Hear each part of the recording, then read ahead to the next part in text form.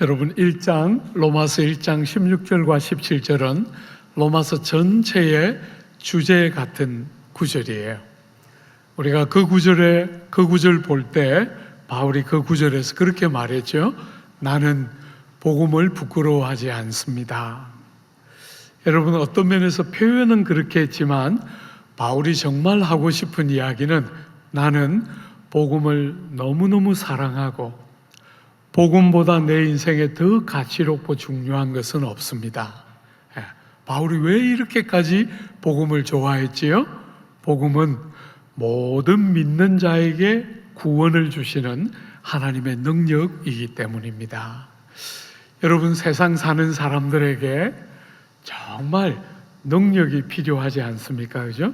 복음이 능력이다. 바울은 그렇게 깨달았기 때문에 복음을 너무 좋아하고 자랑했던 거죠. 여러분, 어떻게 복음이 믿는 자들을 구원하는 하나님의 능력이 될 수 있습니까? 왜냐하면 복음에는 하나님의 의가 나타나 있기 때문입니다. 하나님께서 우리를 위하여 마련해 두셔서 우리에게 미치게 하는 하나님의 의가 나타나 있다. 그래서 복음을 그렇게 좋아하고 복음이 사람을 구원하는 하나님의 능력이 된다 하는 거 우리가 생각해 보았죠. 그죠? 여러분, 우리가 4장을 열면서 그 복음에 나타난 하나님의 의가 어떻게 복음 안에만 머물지 않고 여러분과 저에게 전달되어서 우리에게 그 나타난 하나님의 의가 우리에게 미쳐서 우리를 의롭다 하나, 이게 4장 1절부터 마지막 절까지의 흐름이었어요. 그죠? 어떻게 복음에 나타난 하나님의 의가 여러분과 저에게 이르러서 우리를 의롭다 하게 되지요? 믿음으로였습니다. 그죠? 그러니까 4장은 말하자면 여러분과 저를 의롭게 하는, 우리의 죄를 용서해 주시고 의롭다 여김 받게 하는 그 방편, 칭의의 도구와 방편이 무엇인가? 그게 4장 전체의 흐름이었어요. 그런데 여러분, 믿는 자마다 의롭다 하심을 주시는데 어떻게 그 일이 가능합니까? 믿는 자들은 누구든지 다 복음에 나타나 있는 하나님의 의로 의롭다 하심을 받는데 어떻게 그것이 가능하지요? 복음에 혹은 그 칭의에 기초와 근원이 있기 때문이에요. 너무 감사하게도 오늘 이 본문, 우리가 오늘 함께 읽으려고 하는, 함께 다루려고 하는 본문은 너무나 감사하게도 믿음으로 받는 우리의 의롭다 하심에 근거가 있고 기초가 있다는 거예요. 그 근거와 기초 때문에, 그 근거에 기반해서, 그 견고한 기초에 기반해서 믿는 자들마다 의롭다 하심을 주는 것이 복음이라는 거예요. 그죠? 사랑하는 여러분, 그런 문제의식을 가지고 도대체 그 기초가 뭘까? 여러분과 저를 의롭다 하시는, 믿는 자들을 의롭다 하시는 그 칭의의 기초가 뭘까? 그런 문제의식을 가지고 본문, 우리가 24절, 25절 두 절만 볼 것인데요. 특별히 24절은 간단히 보고 25절만 집중적으로 살펴볼 거예요. 같이 한번 읽어볼까요? 24절과 25절. 의로 여기심을 받을 우리도 위함이니 곧 예수 우리 주를 죽은 자 가운데서 살리신 이를 믿는 자니라. 예수는 우리가 범죄한 것 때문에 내줌이 되고 또한 우리를 의롭다 하시기 위하여 살아나셨느니라. 아멘. 여러분,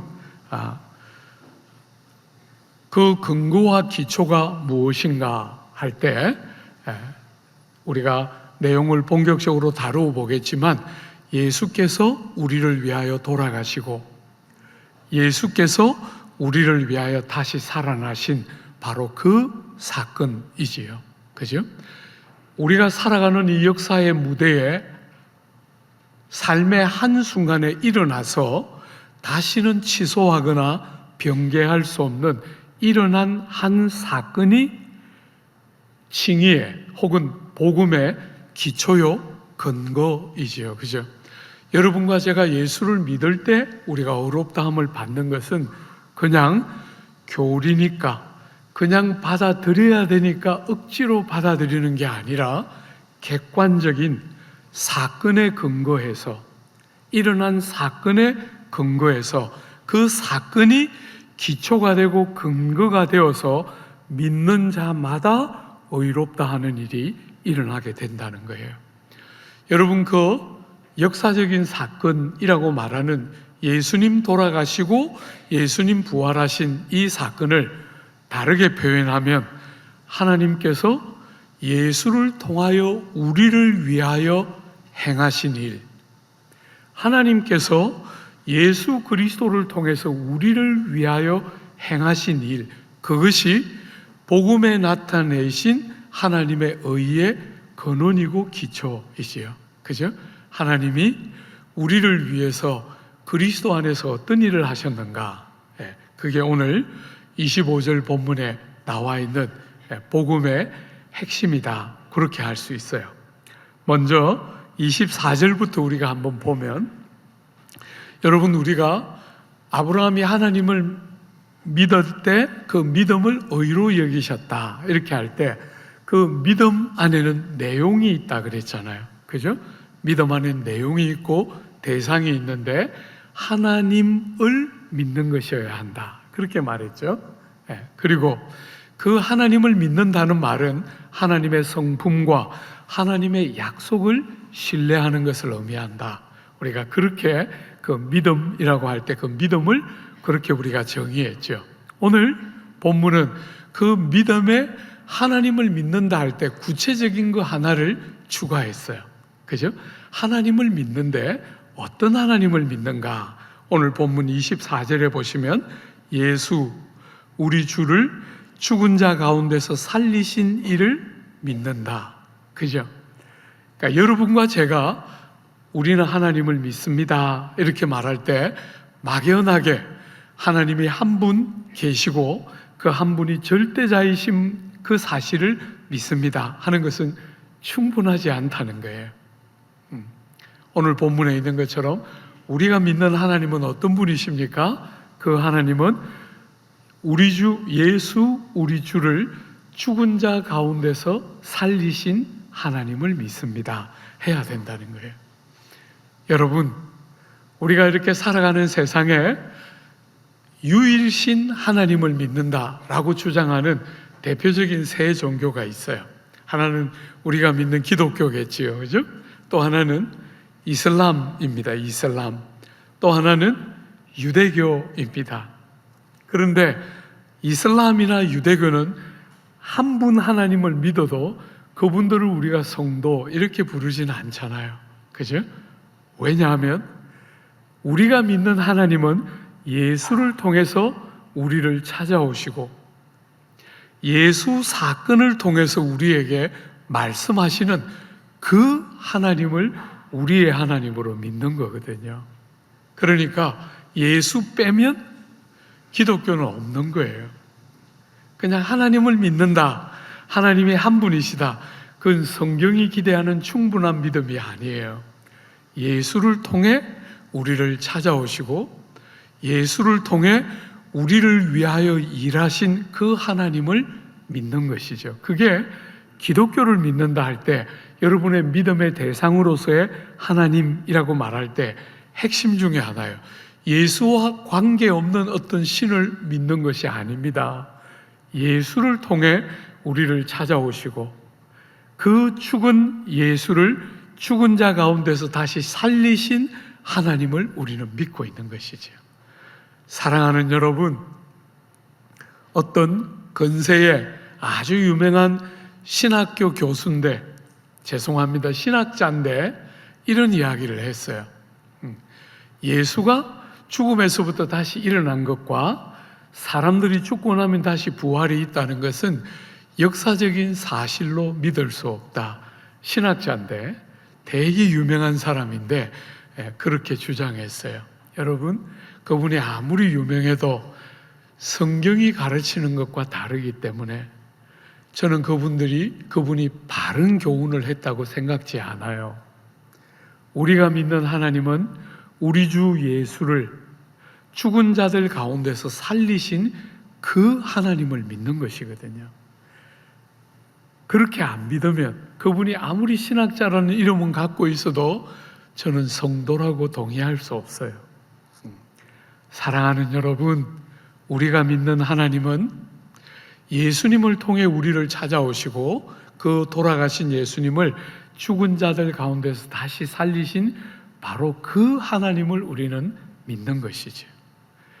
한번 오늘 다루어야 될 본문 한번 주목해서 볼까요? 제일 먼저 25절에 예수께서 우리가 범죄한 것 때문에 내어주심이 되셨다. 여러분이 한번 이 본문을 주목해서 한번 잘 다시 한번 봐요. 예수께서 돌아가신 것을 어떻게 표현하느냐면 내어주신 바 되었다 이렇게 말하는데, 누가 내어준 거지요? 하나님께서 예수를 내어주신 바 되었다 이렇게 지금 말하고 있는 거죠. 그죠? 그러니까 복음의 제일 중요한, 여러분과 제가 믿을 때 의롭다 여김 받는 칭의의 제일 중요한 기초와 근거, 그게 뭐냐면 하나님이 우리를 위하여 예수 안에서 행하신 것인데, 그게 뭡니까? 첫 번째, 하나님이 우리 예수님을 내어주셨다 이렇게 말했어요. 그죠? 죽음에 내어주셨어요. 그러니까 여러분이 예수의 십자가 사건을 바라보는 일에 있어서 굉장히 중요한 한 관점은, 예수님의 죽음이 결코 없어야 마땅했던 불행한 일이거나 없으면 더 좋았을 비참한 일이라고 절대로 생각해서는 안 된다는 거예요. 예수님의 죽음이 종교 지도자들이 자기의 기득권을 유지하기 위해서 예수님을 모함해서, 혹은 로마 군인들이 이 식민 지역의 평화와 안정을 유지하기 위해서 예수님을 죽였다, 그것은 그냥 너무 피상적인 것만 보는 것이죠. 성경은 그렇게 말하지 않아요. 성경은 예수가 돌아가실 때 어떻게 돌아가셨다는 거예요? 아버지 하나님이 우리를 위하여 하신 일이 뭐냐면, 아버지 하나님이 예수를 죽도록 내어주셨다. 아버지가 우리를 위하여 하신 첫 번째 일이 예수님이 십자가에 달려 돌아가시도록 아버지 하나님이 내어주셨다, 그렇게 말하고 있는 거예요. 그러니까 이게 무슨 실수가 일어난 것이 아니고, 너무너무 훌륭하고 귀한 분이 사람들의 시기와 질투와 기득권을 위협하니까 공격해서 죽인 것이 아니고, 아버지 하나님이 계획하시고 아버지 하나님이 목적을 가지고 아들 하나님을 십자가에 달려 돌아가시도록 내어주셨다. 그게 성경이 가지고 있는 논지라는 거예요. 성경이. 예수께서 겟세마네 동산에서 기도를 마치셨을 때 사람들이 몽치를 들고 예수님을 잡으러 왔어요. 그럴 때 베드로가 칼을 뽑아서 종의 귀를 쳤어요. 그 베드로를 향해서 주님이 이렇게 말씀하셨죠. 베드로에게 예수께서 이르시되 내 금을 도로 집에 꽂으라. 금을 가지는 자는 다 금으로 망하느니라. 너는 내가 내 아버지께 구하여 지금 12영 더 되는 천사를 보내시게 할 수 없는 줄로 아느냐. 내가 만일 그렇게 하면 이런 일이 있으리라 한 성경이 어떻게 이루어지리요 하시더라. 베드로를 말리셨어요. 주님이 칼을 들고 예수님을 보호하려고 하는 베드로를 말렸어요. 지금 그 일을 할 때가 아니다. 지금 내가 기도해서 얼마든지 12영이 더 되는 많은 천사를 부를 수 없는 줄 아느냐? 만약에 그런 일이 일어나면 이런 일이 일어날 것이라고 약속하신 하나님의 말씀이 이루어지지 못한다. 그렇게 말씀하셨어요. 베드로는 주님을 위협하고 있는 주님을 칼을 가지고 보호해 드리려고 했는데 주님은 전혀 다른 말씀하신 거죠. 그죠? 베드로야, 이런 일이 있을 거라고 하나님이 약속하셨고 지금 그 일이 일어나고 있는 것이니까 칼을 들고 사람의 귀를 자르고 할 일이 아니다. 내가 죽어야 하는 것이다 하는 이야기를 지금 하시는 거잖아요. 여러분, 예수께서 이 땅에 오셔서 당신이 왜 이 땅에 오셔서 뭘 원하시는지를 이렇게 말씀하셨잖아요. 인자가 이 땅에 온 것은 섬김을 받기 위함이 아니요 도리어 섬기려 하고 자기 목숨을 많은 사람의 대속물로 주려 함이라. 주님이 이 땅에 오신 것은 죽기 위해서 오셨다는 거예요. 죽기 위해서. 잘 살고 사람들에게 존경받고 인정받고 사람들을 거느리고 살기 위해서 오신 게 아니라 이 땅에 오신 것은 죽기 위해서 오셨다는 거예요. 사랑하는 여러분, 다른 세상의 종교들은 그 종교를 창시한 사람의 삶이 얼마나 훌륭하고 위대했는가, 그 삶이 얼마나 아름답고 훌륭했고 동시에 그 삶을 바쳐주는 교훈이 얼마나 탁월하고 놀라운 교훈인가 하는 게 세상의 일반적인 종교들의 초점인데, 기독교는 놀랍게 주님의 교훈도 너무 훌륭하지만 주님이 이 땅에 오셔서 우리를 위하여 행하신 그 무수한 선한 아름다운 행위도 너무 귀하지만 기독교는 놀랍게 그게 중심이 아니에요. 기독교의 중심은 예수의 십자가 죽음이에요. 그래서 여러분들이 세상의 어떤 종교를 봐도 죽음이 이렇게 강조되는 종교는 없어요. 복음서를 여러분이 보면 심지어 어떤 복음서는 3분의 1 정도의 많은 분량을 할애해서 마지막 한 주간을 다뤄요. 주님의 생애 가운데 33년을 사셨고 3년의 공생애를 하셨는데 그 생애 전부를 다 다루는 것이 아니라 3분의 1을 무려 예수님의 마지막 일주일에 할애하면서 다룬다는 거예요. 그만큼 십자가가 예수의 죽음이라는 사건이 그만큼 중요하다는 거예요. 사랑하는 여러분, 그 죽음은 결코 없어야 할 불행이 아니고 아버지가 있으리라 한 그 일이 일어나고 있는 것이지요. 여러분, 동일한 베드로가 사도행전 2장에서 그 오순절 성령이 물같이 부어져서 많은 사람들이 모여서 의아해하고 있을 때 그들에게 이렇게 설교했죠. 그죠? 그가 예수님이 하나님의 정하신 뜻을 따라 미리 아신 대로 내어준 바 되었거늘. 여러분, 예수님이 십자가에 달려 내어준 바 된 것은 그냥 우연히 된 게 아니라는 거예요. 미리 아신 바를 따라 아버지 하나님의 정하신 뜻과 계획을 따라 미리 아신 바대로 내어주신 바 된 것, 그게 예수님의 죽음을 깨닫고 베드로가 하고 있는 설교예요. 칼을 가지고 사람의 귀를 쳤던 사람이 성령이 오시자 깨달아지는 거잖아요. 그죠? 깨달은 그 주님의 죽음이 어떤 죽음인가가 보이는 것이죠. 사랑하는 여러분, 우리가 보게 되겠지만 로마서 8장에 가면 자기 아들을 아끼지 아니하시고 우리 모든 사람을 위하여 내어주셨다. 하나님 우리 아버지가 어떤 분이냐면 자기 아들 하나밖에 없는 독생하신 예수님도 전혀 아까워하지 않으시고 여러분과 저를 위하여 십자가에 죽음에 내어주셨다. 성경이 그렇게 말하고 있는 거예요. 예수의 죽음을 바라보는 성경의 관점, 없었으면 좋았을 불행할 사건이 아니라 하나님이 계획을 가지고 오래전부터 목적을 가지고 추구해 오셨던 약속하시고 이루시마 하셨던 그 일이 예수가 십자가에 달려 돌아가실 때 일어났다는 것이에요. 사랑하는 여러분, 하나님 우리 아버지는 우리를 위하여 일을 하시는데 왜 예수를 죽음에 내어주시는 거죠?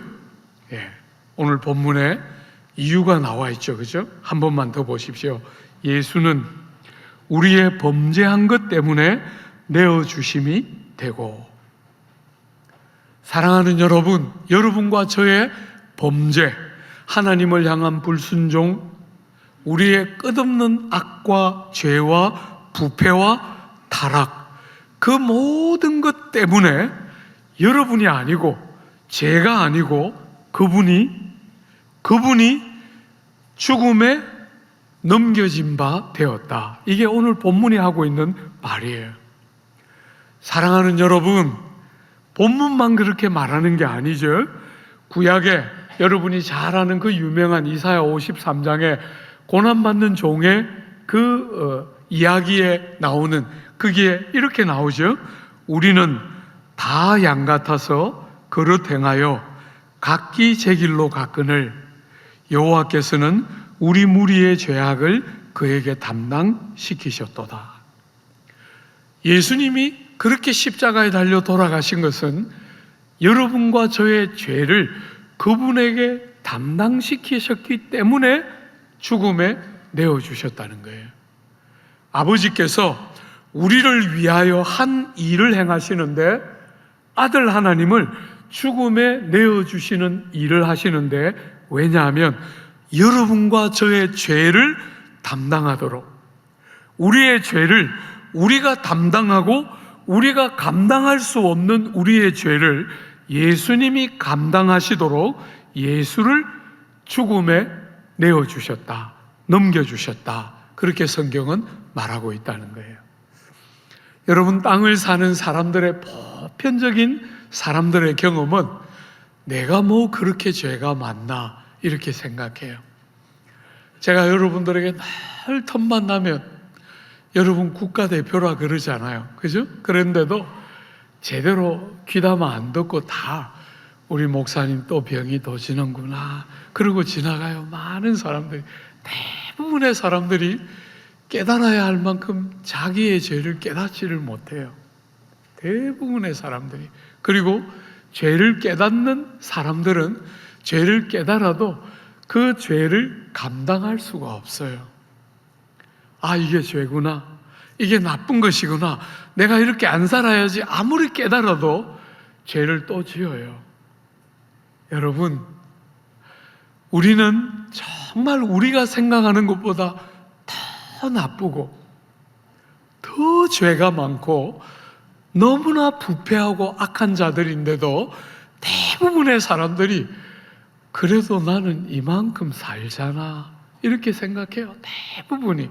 그런데 성경은 그렇게 말하지를 않고 여러분과 제가 깨닫지도 잘 못하고 있고 서로 기적처럼 깨달아도 어찌할 수 없는 우리의 그 모든 죄와 악과 불순종과 그 불법을 자행하는 우리의 모든 악함을 예수가 우리를 대신해서 다 친히 감당하시도록 아버지가 아들 하나님을 십자가에 죽음에 내어주셨다, 죽음에 넘겨주셨다. 성경은 그렇게 말하고 있는 거예요. 사랑하는 여러분, 우리가 죄를 범하였는데, 그죠? 우리의 범법함 때문에, 우리의 범죄함 때문에 우리를 대신해서 여러분과 저는 우리의 문제를 스스로의 힘으로 풀 수가 없어요. 사람들은 정치를 가지고 문제를 풀려고 해요. 여러분이 보지만 안 됩니다.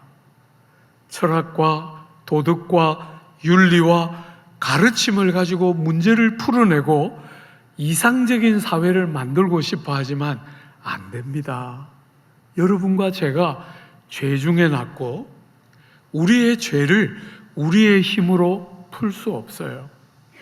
그런 우리를 위하여, 죄의 문제를 다루고 이길 수 없는 우리를 위하여 하나님이 한 일을 행하시는데, 우리의 죄를 우리에게 심판하지 않으시고, 그러면 다 죽는 거잖아요. 그죠? 우리에게 심판하지 않으시고 아들 하나님을 우리의 죄를 다 대신 지게 하심으로 여러분과 저의 죄를 그분에게 심판하시고 그분에게 형벌하시고, 그분을 죄의 결과인, 죄의 삭슨 사망인데 그분을 죄 때문에, 여러분과 저의 죄 때문에 죽음의 그 아들 하나님을 넘겨주신 것이 아버지가 하신 일 중에 하나라는 거예요. 주 안에 사랑하는 여러분, 세례 요한의 제일 중요한 역할은 예수님을 세상에 드러내는 거예요. 저분이 우리가 기다리던 그분이다 하고 예수님이 세상 공생애를 시작하실 때 그분을 드러내는 게 세례 요한 사역의 제일 핵심인데, 예수님이 길을 가실 때 세례 요한이 예수님을 가르쳐 뭐라 그랬어요? 보라, 세상 죄를 지고 가는 하나님의 어린 양이로다.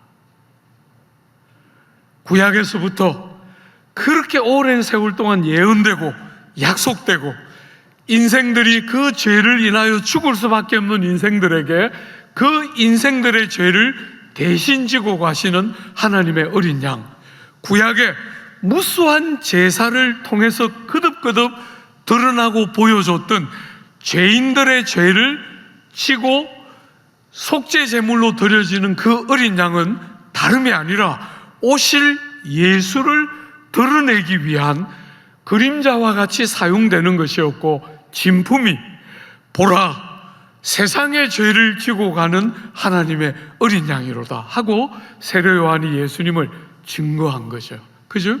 우리의 모든 죄짐을 그분이 대신 지시고 십자가에 달려 죽도록 아버지 하나님이 내어주셨다. 오늘 본문은 그렇게 말하고 있는 거예요.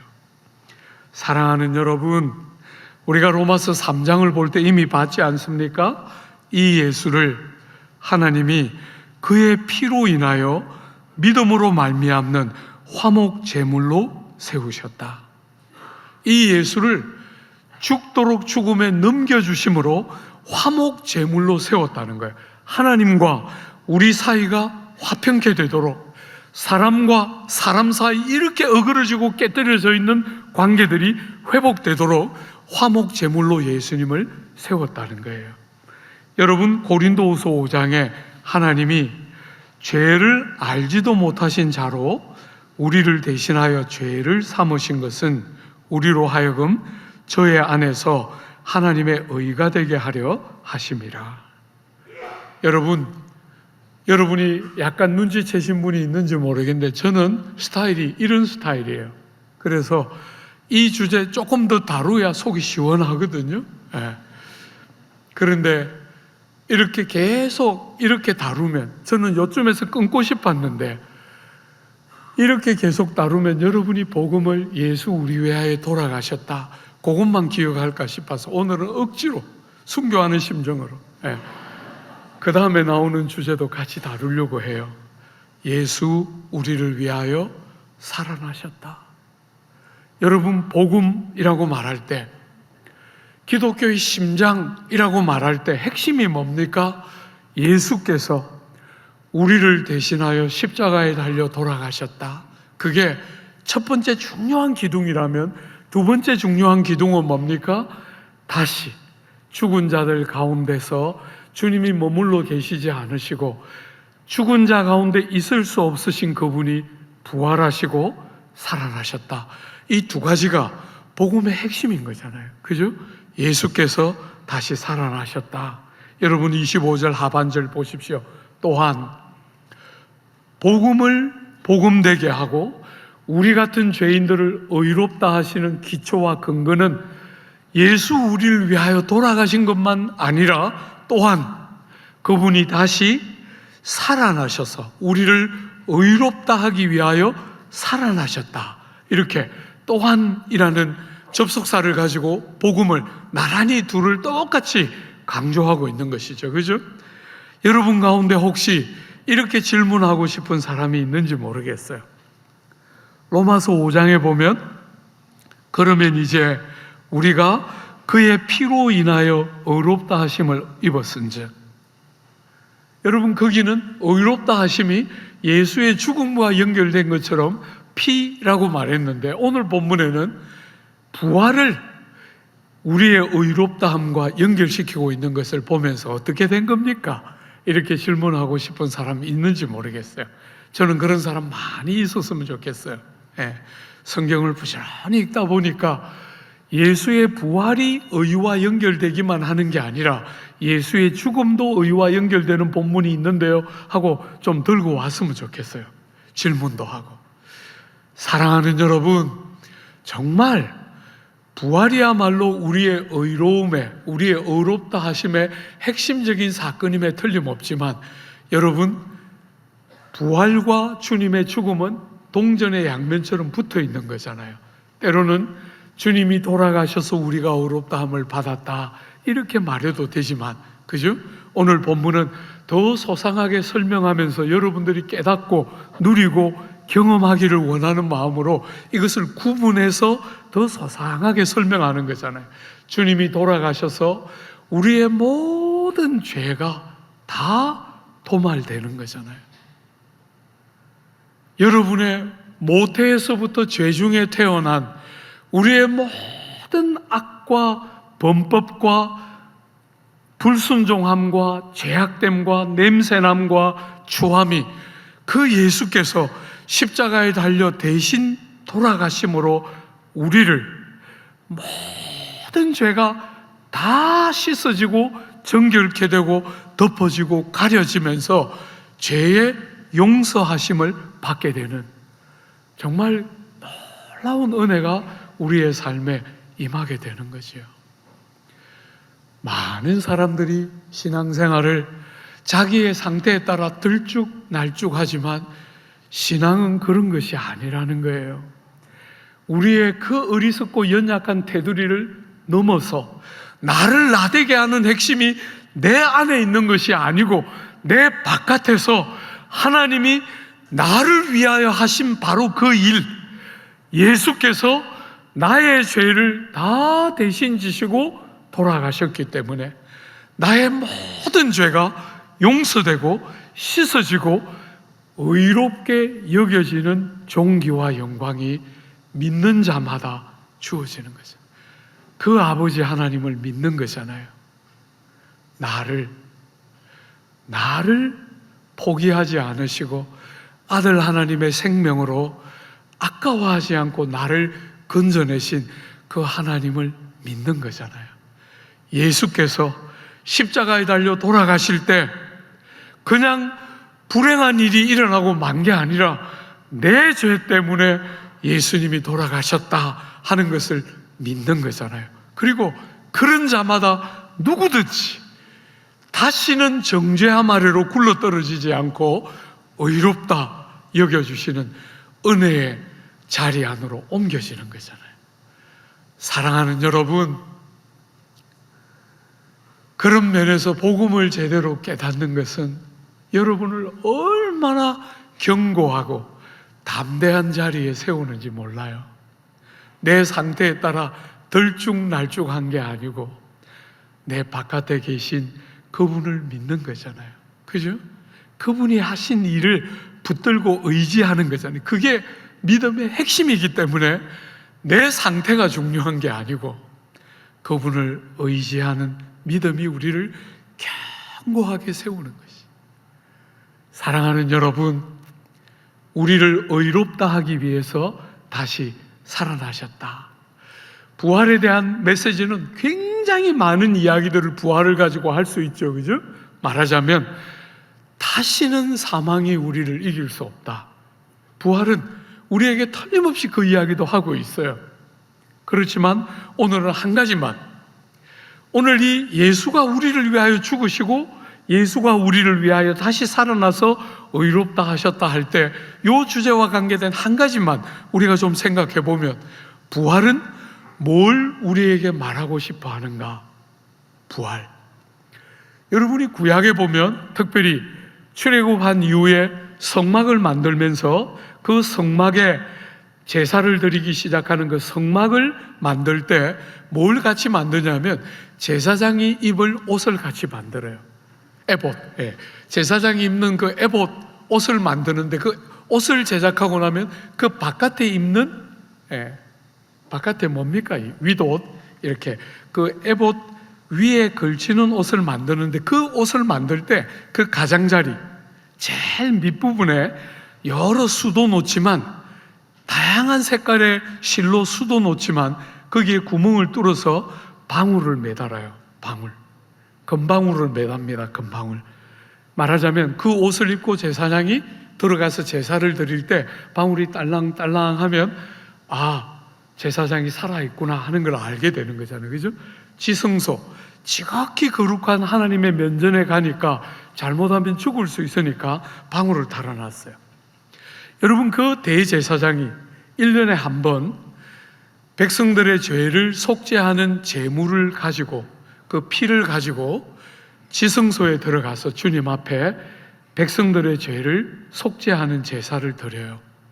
그럴 때 그 대속죄일에 온 이스라엘 백성들이 숨을 죽이고 듣고 싶어하는 소리가 있어요. 그게 뭐겠어요? 제사장의 그 옷에서 나는 딸랑딸랑하는 금방울이 소리를 내는 이 제사장이 움직일 때 나는 그 방울 소리가 딱 들리면 온 이스라엘 백성들이 감격하면서 하나님이 우리의 제사를 받아주셨다. 하나님이 우리의 제물을 받으셨다. 우리가 드린 모든 제사가 하나님께 상달되고 받은 바 되었다 하면서 죄 용서의 감격을 누렸던 것이 그 방울 소리가 전해줬던 핵심이에요. 예수가 부활하셨다. 무슨 말을 하고 싶은 거예요? 우리의 죄 때문에 우리의 죄와 우리의 범법을 인하여 죽음의 그 아들을 내어주셨는데 그 아들이 우리의 화목 제물로서 하나님 앞에 제물로 드려진 그 아들의 제사와 제물이 받은 바 되었다.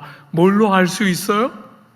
방울 소리가 났던 그 제사장이 살아있다는 그 방울 소리야말로 말하자면 제사가 연락된 표시요 증거였던 것처럼 그분이 우리의 죄짐을 다 대신 지시고 가는 어린 양으로서 제사를 드리고 제물을 드렸는데 하나님이 받으셨다. 뭘로 알 수 있어요? 그분이 살아나셨다. 그분의 부활은 우리의 제물이 우리를 위한 그분의 제사드림이 완벽하게 연락되었다. 율법을 어기고 거듭거듭 하나님 앞에 불순종하던 우리 백성들의 그 모든 악과 죄가 아들 하나님이 드린 제사와 그 죽음에 내어주신 아버지의 그 행함으로 우리의 모든 죄가 용서되고 하나님이 받으시는 바 되고 율법은 완벽하게 만족되면서 아무것도 우리에게 요구할 것이 남아있지 않다 하는 선언이 부활 사건 안에 들어있는 메시지예요. 우리의 모든 죄가 씻어지고 하나님 앞에 너무나 자격 없는 우리가, 아무 일한 것도 없는 우리가 믿음으로, 그 아버지 하나님을 믿음으로, 아들 하나님을 죽이시고 다시 살리신 아버지의 행하신 일을 믿음으로 하나님 앞에 담대하게 우리의 상태를 따라 왔다 갔다 하지 않고 우리의 상태에 의해서 우리 신앙이 좌지우지되는 게 아니라 그 예수 사건, 역사의 한 순간에 일어나서 아무도 변개시킬 수 없는 그 사건에 딱 근거해서 믿음으로 은혜의 보좌 앞에 어떤 삶의 자리에서도 담대하게 아버지 하고 주님을 부르며 나아가는 의롭다 하심이 그 주님의 돌아가심과 부활 사건 안에 우리 안에 주어지는 거잖아요. 사랑하는 여러분, 여러분을 의롭다 하시는 이 하나님의 의롭다 하심은 그분에 의해서나 다른 어떤 존재에 의해서 취소되거나 없었던 일로 하는 것은 불가능해요.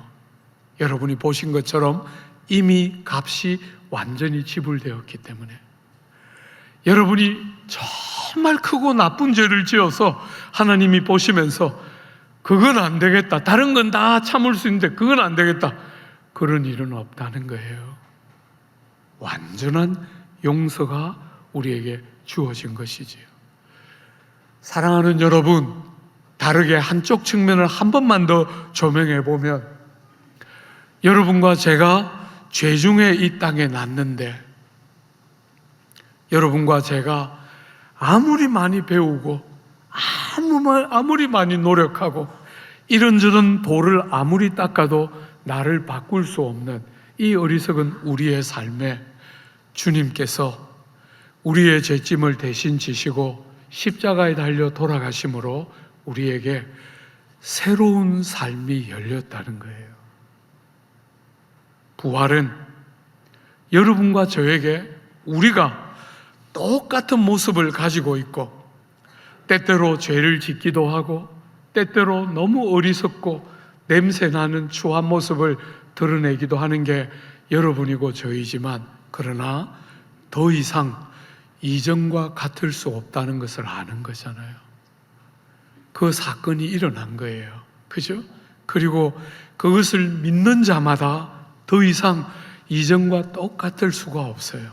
그래서 고린도후서 5장에 있는 것처럼 누구든지 그리스도 예수 안에 있으면 새로운 피조물이라, 이전 것은 지나갔으니 보라 새 것이 되었도다. 성경 그렇게 여러분과 저에게 말하고 있는 거예요. 예수께서 사망이 왕노릇하는 세상의 권세를 무너뜨리시고 다시 부활하시고 그 예수 안에 있는 생명을 우리에게 주셨기 때문에 여전히 이전의 허물과 약함이 우리 안에 남아있고, 여전히 미련하고 어리석은 한계들이 우리 안에 많이 있지만, 그냥 윤리적으로 조금 착하고 도덕적으로 조금 선한 수준에 머무는 게 아니라 더 이상 이전과 같을 수 없는 새로움을 하나님이 우리에게 아들의 생명으로, 아들의 부활로 우리에게 말하고 있는 거예요. 여러분이 어떤 사람이라도 예수를 인격적으로 만나서 거듭나는 순간 우리는 이제 더 이상 이전과 같을 수 없습니다. 사랑하는 여러분, 여러분은 그저 이 세상을 살아가는데 조금 내면 심리적인 위로를 주고, 조금 내가 이 세상을 살아가는데 조금 더 착하게 살고 바르게 사는데 도움이 되는 그런 기독교 신앙을 갖고 있습니까? 아니면 성경이 여러분에게 말하고 싶어하는 예수가 우리를 위하여 돌아가시고 우리를 의롭다 하기 위해서 다시 살아나심으로 우리를 데려가고 싶어하는 바로 그 기독교를 믿고 있습니까? 사랑하는 여러분, 한 분도 빠짐없이 주님이 그 귀한 생명으로 우리를 데려가고 싶어 했던 그 자리까지 아버지 하나님께서 허물투성인 우리 같은 것들을 포기하지 않으시고 아들 하나님을 아까워하지 않고 내어주시면서 우리를 데려가고 싶어 하시면서 우리를 위해서 하셨던 그 귀한 일이 여러분의 삶에 믿어지고 깨달아지고 참여한 바 되고 경험하게 되면서 주님이 우리에게 주신 구원의 그 복됨과 영화로움이 누려지고 맛보아지고 믿어지고 고백되는 복되고 영화로운 신앙생활 여러분 모두의 삶에 임하게 해 주시기를 기대하고 축복합니다.